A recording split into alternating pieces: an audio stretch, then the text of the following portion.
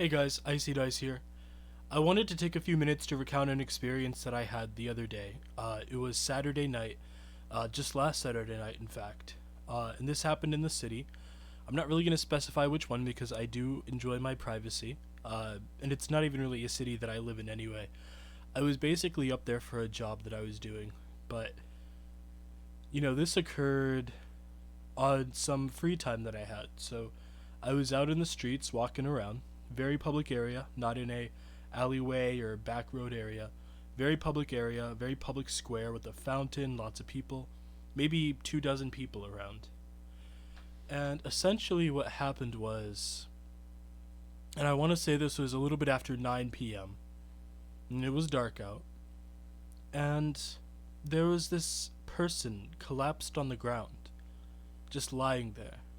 Now, and I don't mean to be dismissive and rude when I say this, sometimes you see those individuals, and sometimes those are homeless individuals. There's not a lot you could do for them. And that's just an unfortunate situation. But this individual was clearly not homeless. This was a passed out woman, passed out drunk, mind you. And at first I thought that she was a child, given how tidy her stature was. But I soon found out that it was a woman. She could hardly talk. She could hardly move.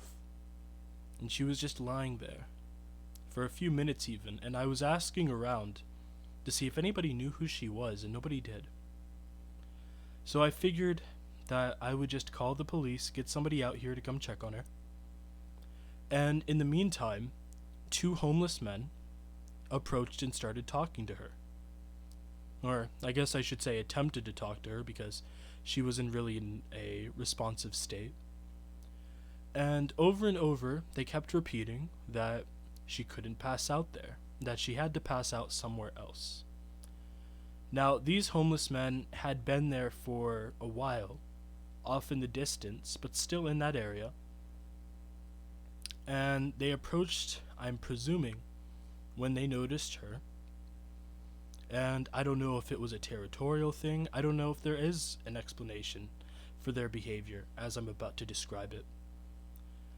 I think to call them crazy would be maybe a harsh word. Although I don't feel particularly forgiving or charitable to those individuals for their actions later.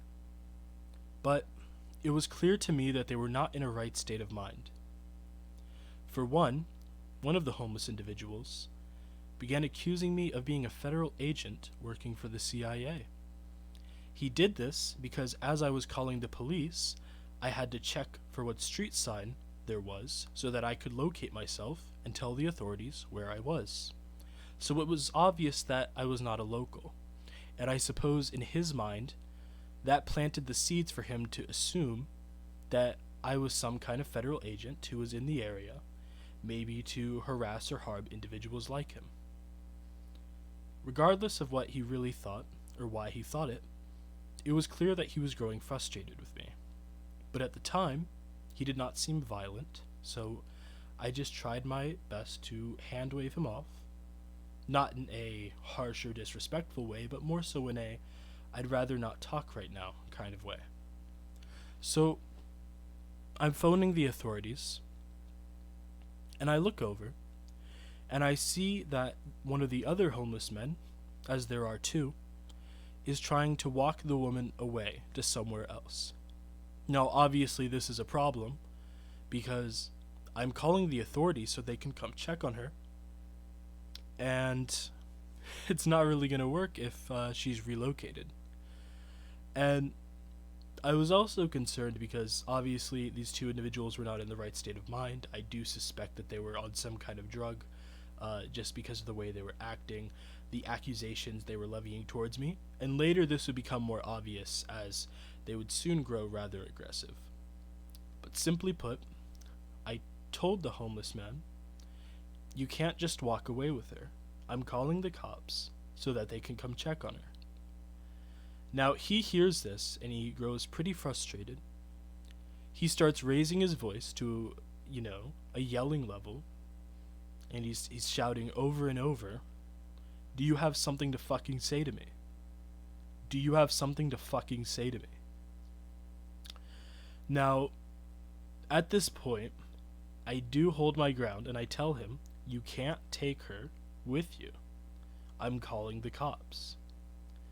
Now, I don't know if he took that to mean that I was calling the cops on him, but at the time, I wasn't.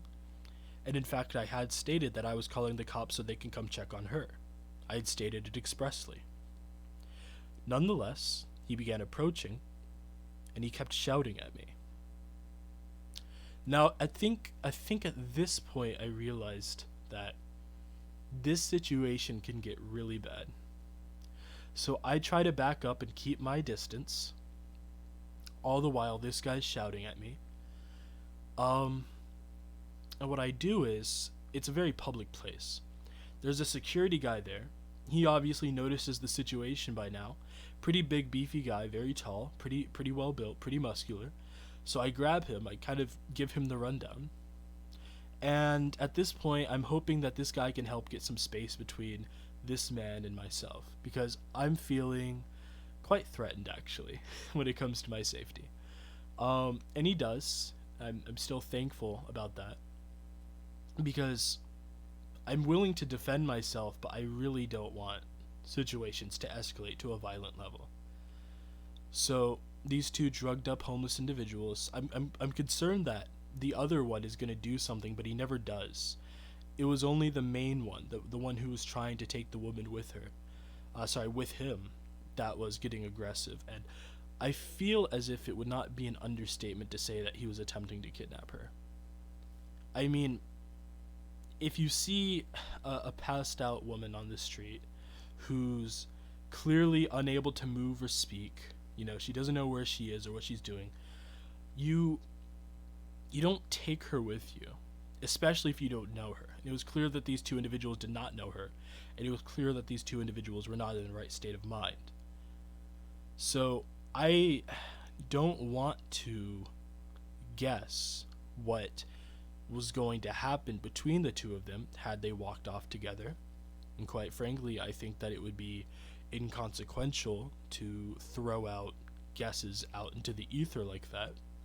But you never want to let that happen because of the possibility, very real possibility, that something bad could happen. So eventually, another man enters the ring, and he starts shouting at the homeless man. Now, this man introduces himself as the woman's husband, and I'm inclined to believe him. But just because of all the craziness that had already occurred, I wanted to be very cautious about it.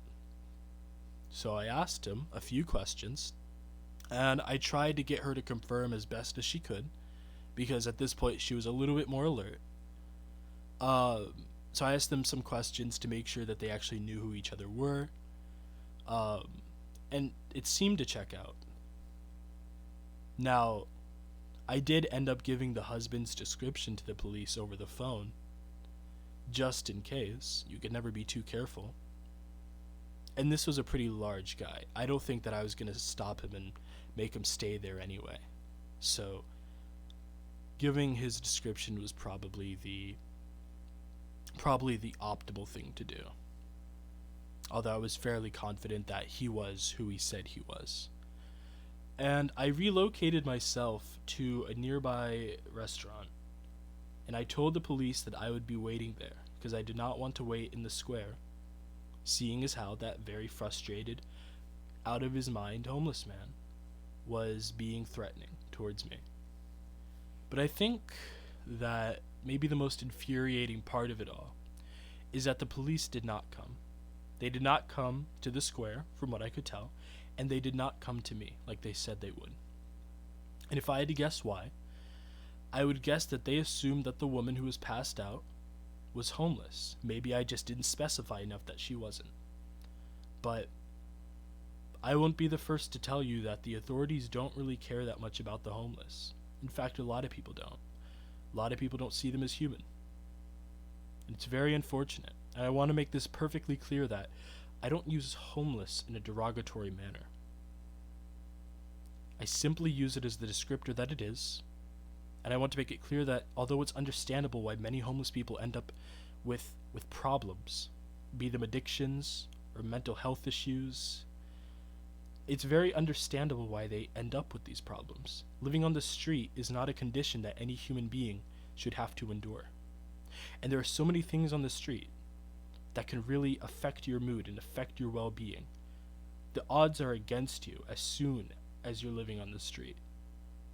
And many of these people, they're not going to get the help that they need. And some of that is that the cities don't give it to them.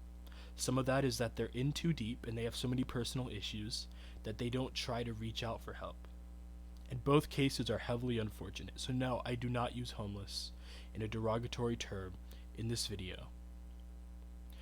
And despite that, because two things can be true at once, this man was very clearly disturbed and very clearly posed a threat to myself and the woman. And I'm very glad that the situation was handled without the need for violence, although it felt at times like violence was going to be the only option.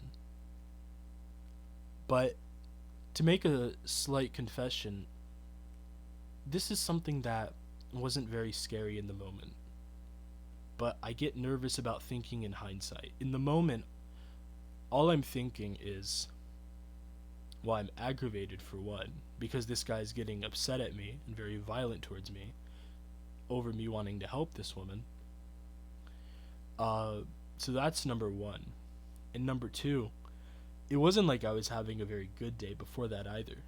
So I was actually a little bit annoyed at what was occurring.